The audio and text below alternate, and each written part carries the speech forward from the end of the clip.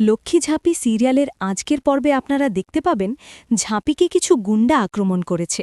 সেখান থেকে গুলি মারতে গেলে দীপ ঝাঁপি বলে চিৎকার করে ওঠে।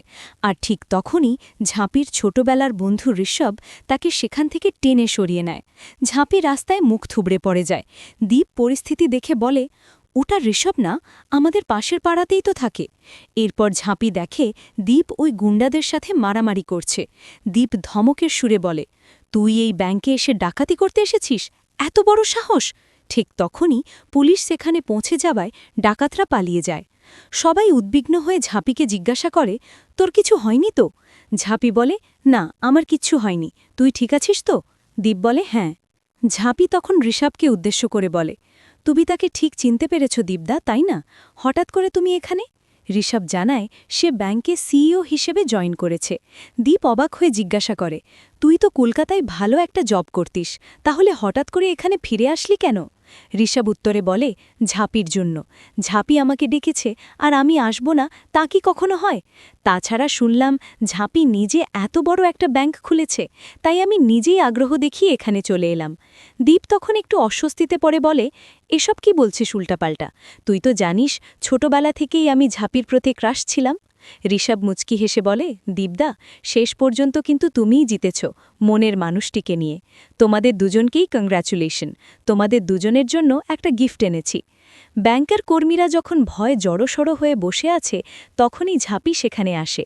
ঝাঁপি ঋষভকে পরিচয় করিয়ে দেয়, ও আমাদের এখানে সিইও হিসাবে জয়েন করেছে। দীপের বাবা অবাক হয়ে বলেন, তোমাকে খুব চেনা চেনা লাগছে। তুমি আমাদের পাশের পাড়াতেই থাকতে না? ঋষভ হেসে সম্মতি জানায়। এরপর সে সবাইকে বলে, আমাকে কিন্তু স্যার বলে ডাকবে না, ঋষভ বলেই ডাকবে। তবে এখানে একটু আগে ডাকাত পড়েছিল বলে পরিবেশটা বেশ থমথমে। চলো একটা গান হোক। ঝাঁপি ধমকের সুরে বলে, এটা ব্যাংক, গান করার জায়গা না। দীপ তখন ঋষভকে নিয়ে খুব ঈর্ষান্বিত বোধ করছিল। দীপ রেগে গিয়ে সবাইকে থামিয়ে দেয় এবং বলে, এটা ব্যাংকের জায়গা, এখানে এসব চলবে না। ঝাঁপি প্রতিবাদের সুরে বলে, এক মিনিট, আমি এই ব্যাংকের দায়িত্বে আছি, সেটা ঠিক আছে। বিপদে পড়লে আপনাকে অবশ্যই ডাকব, কিন্তু এখানে কি হবে না হবে তা নিয়ে আপনার মাথা ঘামানোর প্রয়োজন নেই। দীপ রেগে সেখান থেকে চলে যায়। ঋষভ হতবম্ব হয়ে ভাবে, ব্যাপারটা আসলে কি? অন্যদিকে দীপের ঠাম্মি ও বাবা বলাবলি করছিল, মনে হচ্ছে এখানে কিছু পোড়া গন্ধ বেরোচ্ছে, তাই না? ঠাম্মি ঋষভকে দায়িত্ব দেয়, শোনো, ওদের দুজনের মধ্যে প্রচুর অভিমান জমে আছে, তুমি একমাত্র আছো যে এটা ঠিক করতে পারো। পরের দৃশ্যে দেখা যায় ডাকাতরা রনির ঘরে গিয়ে আশ্রয় নিয়েছে। ইনকা অবাক হয়ে বলে, দীপ, আবারও সেই দীপ? এত কিছু হওয়ার পরেও সে এখান থেকে যাচ্ছে না?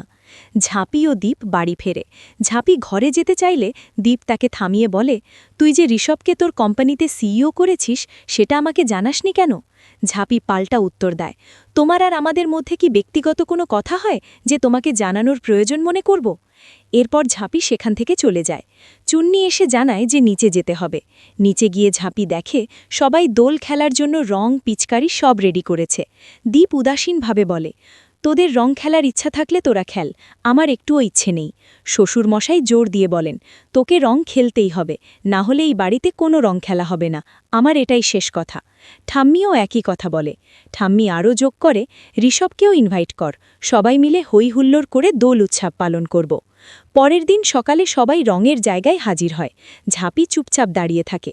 ঠাম্মি এক থালা রং নিয়ে এসে বলে, আগে আবির ছোঁয়ার কাজটা শেষ কর। ঝাঁপি ইতস্তত বোধ করে, বলে, আমি পারব না। দীপের মাও ঝাঁপির ওপর বিরক্ত হয়। পরে চুন্নি ও অন্যরা ঝাঁপিকে জোর করে টেনে নিয়ে আসে এবং গান গাইতে বলে। সবাই সবার পায়ে আবির ছোঁয়ায় এবং প্রণাম করে। দীপ তখন একপাশে দাঁড়িয়েছিল। ইনকা হঠাৎ এসে দীপের গালে রং মাখিয়ে দেয়। দীপও পাল্টা ইনকাকে রং মাখিয়ে দেয়।